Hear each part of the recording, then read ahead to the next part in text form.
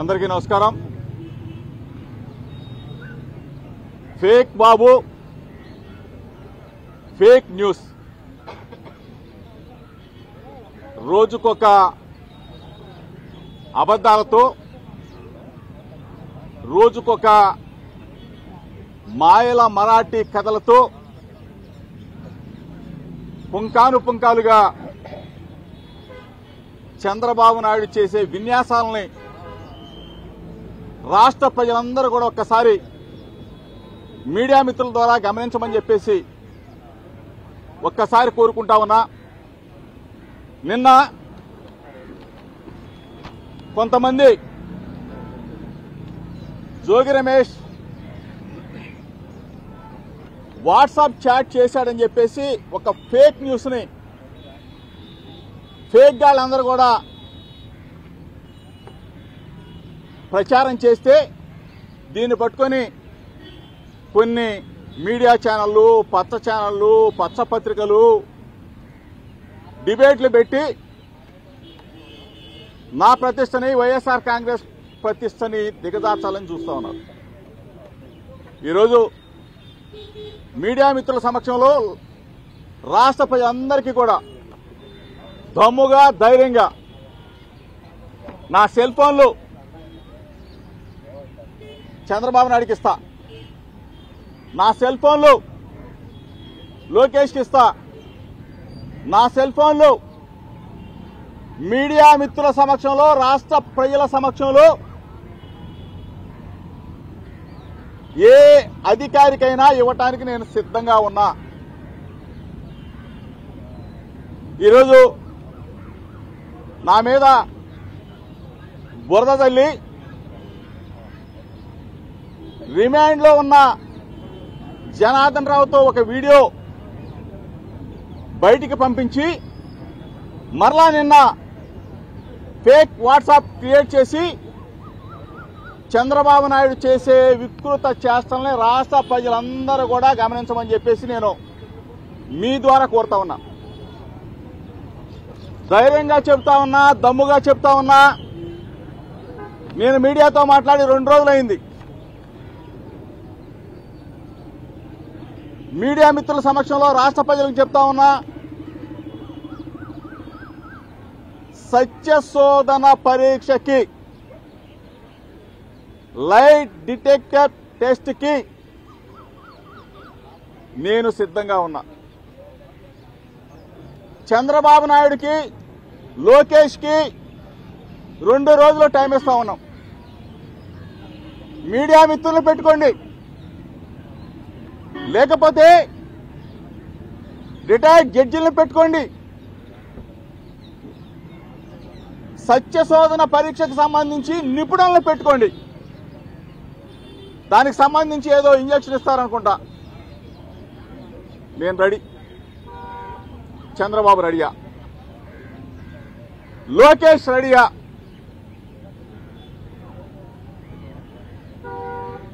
దీని మీద సమాధానం చెప్పమని చెప్పి అడుగుతా ఉన్నా.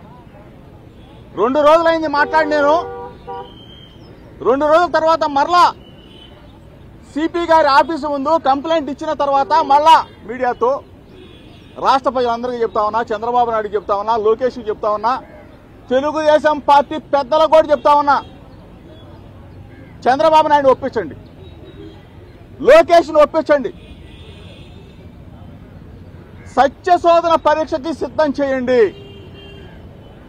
లైట్ డిటెక్టర్ పరీక్షకి సిద్ధం చేయండి, టెస్ట్కు పరీక్ష చేయమని చెప్పేసి మీ ద్వారా ప్రాధేయపడి తెలుగుదేశం పార్టీ నాయకులు కోరుతా ఉన్నా, మీడియా మిత్రులు కోరుతా ఉన్నా, నా మీద డిబేట్లు పెట్టే పచ్చ పత్రిక కోరుతా ఉన్నా, నా మీద డిబేట్లు పెట్టే పచ్చ మీడియా కూడా కోరుతా ఉన్నా. దమ్ముగా వస్తా, ధైర్యంగా వస్తా. నా దేవుడు వైఎస్ఆర్ మాట తప్పడు, మడమ తిప్పడు. జోగి రమేష్ మాట తప్పడు, మడమ తిప్పడు. ఛాలెంజ్. చంద్రబాబు నాయుడు ఎంత దిగజారిపోయారా బాబు. ముఖ్యమంత్రిని నేను గౌరవించాలా, కానీ ఈ రోజున నిన్ను ఆ మాట అంటున్నానంటే పరిపాలన చేయమని చెప్పేసి నీకు ప్రజలు మ్యాండేట్ ఇస్తే ఆ అధికారాన్ని ఉపయోగించి జోగి రమేష్ అన్న నన్ను ఒక బలహీన వర్గాల వాడిని, ఒక గౌడ కులస్తుడిని, ఒక వంగవీటి మోహన రంగా గారి అభిమానిని నన్ను పట్టుకొని జోగి రమేష్ని బొక్కలో వేయాలా? నెలలో 2 నెలలు 3 నెలలు 6 నెలలు వేస్తే చంద్రబాబు నాయుడు రాక్షసానందం, లోకేష్ రాక్షసానందం తీరుదా? ఎంత దుర్మార్గం!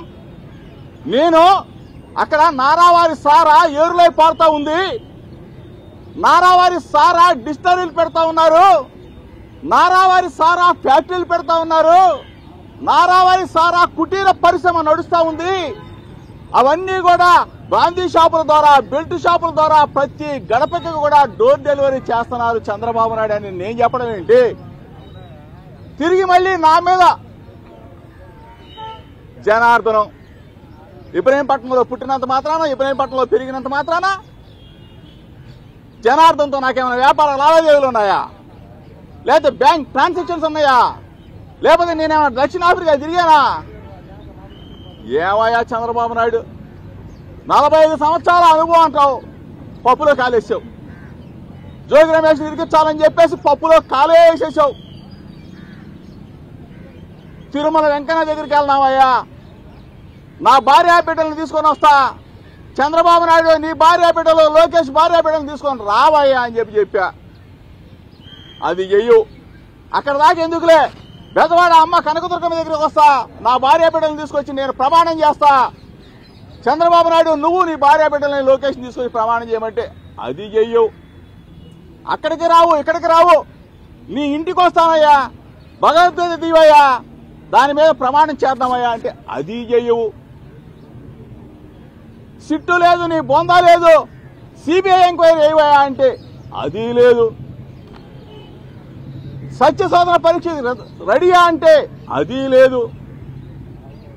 ఇంత దుర్మార్గంగా, ఇంత అడ్డగోలుగా నన్ను ఇరికించాలని చూస్తావా? ఈ రాష్ట్రంలో ప్రజలు కళ్ళు మూసుకున్నారా? ప్రజాస్వామ్యం కళ్ళు మూసుకుందా? జర్నలిస్టు సోదరులు నాకు అండగా లేరా? యూట్యూబ్ ఛానల్స్ నాకు అండగా లేదా? నా యావత్ పార్టీ వైఎస్ఆర్ కాంగ్రెస్ పార్టీ నాకు అండగా లేదా?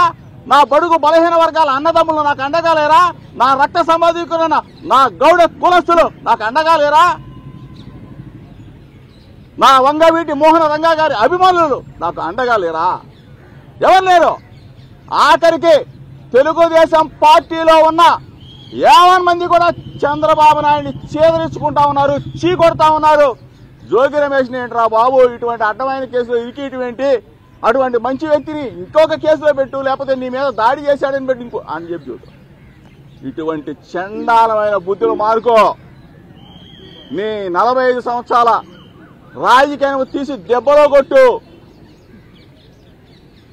దయచేసి చెప్తున్నా, సిట్ అధికారులకు కూడా చెప్తా ఉన్నా, నేను ఇక్కడే ఉన్నా, విజయవాడ నడిబొడ్డులో ఇబ్రహీంపట్నం గడ్డ మీద ఉన్నా, ఎక్కడికి పారిపోను. ఏదన్నా ఉంటే నా ఇంటికి రండి, ఏదన్నా ఉంటే మీ సిట్ దగ్గరికి వస్తా. నేను కోరేది సిబిఐ ఎంక్వైరీ. దయచేసి మీకు చెప్తా ఉన్నా, అందరిలాగా జోగి రమేష్ ఇంటికి వచ్చాం రమ్మని అడుగుతా ఉన్నా, ఛాలెంజ్ చేస్తా ఉన్నా. తెరిచిన పుస్తకం జోగి రమేష్. చిన్నప్పటి నుంచి రాజకీయాలు చేశా ఈ గడ్డ మీద. దయచేసి మీడియా మిత్రులు, దీన్ని వీక్షిస్తున్న రాష్ట్ర ప్రజలు నా మనసులో ఉన్న బాధని, నా ఆవేదనని ఒక్కసారి అర్థం చేసుకోమని చెప్పేసి మాత్రం విన్నవిస్తూ ఉన్నా. నేనేంటి అక్కడికి వెళ్ళి అక్కడ ఉన్న నారావారి సారాని ఏరులే పారుతున్నది నేను చూపించడం ఏంటి? తిరిగి నా మీద కేసు పెట్టేశారు. ఇంత ఘోరమైన, ఇంత దుర్మార్గమైన కీడక శ్రీకారం చుడుతున్న చంద్రబాబు నాయుడిని రాష్ట్ర ప్రజలందరూ కూడా అసహించుకుంటా ఉన్నారు. నేను ఆ రోజు చెప్పాను 2 రోజుల క్రితం, చంద్రబాబు నాయుడు ముంజేతి కాడ నీళ్లు తాగే వాళ్ళందరినీ వదిలిపెడతాడు నా మీదకని చెప్పా. ఒకళ్ళు ఇద్దరు వస్తా ఉన్నారు, ఎరా బాబు మీకు భార్య బిడ్డలు లేరా? పైన దేవుడు చూడలేదా? జోగి రమేష్ ఎటువంటి వాడో తెలీదా? మీరు చంద్రబాబు నాయుడు లాగా పాపాన్ని కూడా తిడితే పైనుంచి దేవుడు మొట్టికాయలేస్తాడు. మీ భార్య పిల్లలు కూడా మిమ్మల్ని క్షమించరు. దుర్మార్గులారా, ఏంట్రా బాబు జోగి రమేష్ని ఇరికిచ్చేది ఏంట్రా, ఇటువంటి తప్పుడు కేసులో జోగి రమేష్ని పెట్టేది ఏంట్రా అని చెప్పేసి మీ లెంప పగలు కొడతారు. దయచేసి చెప్తా ఉన్నా, దేనికైనా సిద్ధంగా ఉన్నా. నేను అడిగిన ప్రశ్నలకి దయచేసి మీడియా మిత్రులు చంద్రబాబుని అడగండి, మీడియా మిత్రులారా లోకేష్ని అడగండి, సిట్ అధికారులు కూడా చెప్తా ఉన్నా. చంద్రబాబు నాయుడు సిట్ అంటే సిట్టు, స్టాండ్ అంటే స్టాండు, పడుకోమంటే పడుకోండా, కూర్చోమంటే కూర్చోండి. దయచేసి అధికారులు ఎవరు చేయొద్దు. చంద్రబాబు నాయుడు ఉండేది ఇప్పటికి 2 సంవత్సరాలు అయిపోయింది. చంద్రబాబు నాయుడు బాగుంటే ఉండేది ఇంకొక 2 సంవత్సరాలు, 2.5 సంవత్సరాలు. లోకేష్ ఉండేది ఇంకొక 2.5 సంవత్సరాలు. అధికారులు మాత్రం శాశ్వతంగా ఉంటారు. దయచేసి నీతిగా, నిజాయితీగా, నికార్సుగా పనిచేయమని చెప్పేసి సిట్టు అధికారుల్ని ప్రాధేయపడి వేడుకుంటా ఉన్నా. దయచేసి నా బాధని, నా మనసులో ఉన్న ఆవేదనని రాష్ట్ర ప్రజలకు తెలియజెప్పమని చెప్పేసి మీడియా మిత్రుల్ని ప్రాధేయపడి వేడుకుంటా ఉన్నా.